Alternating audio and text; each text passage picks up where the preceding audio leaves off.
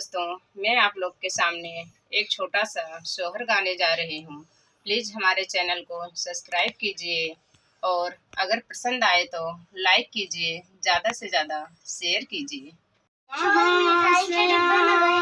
शीतला मैया कहाँ वहाँ से काली मैया हो, मैया मोरी कहाँ से आवे।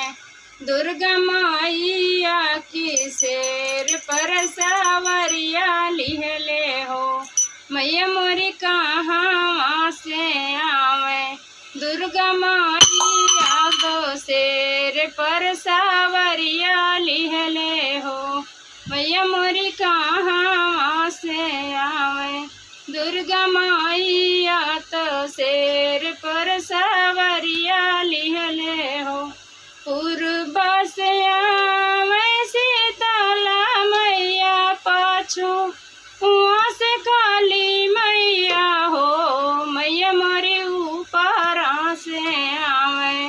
दुर्गा मैया तो शेर पर सावरिया लिहले हो, मैया मोरी ऊपर से आवे। दुर्गा मैया तो शेर पर सावरिया लिहले हो, कमन फूलवा चढ़े शीतला मैया, कमन फूलवा काली मैया हो, मैया मोरी कमन फूलवा चढ़े।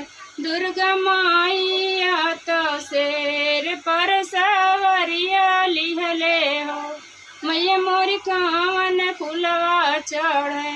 दुर्गा मैया तो शेर पर सावरिया लिहले हो।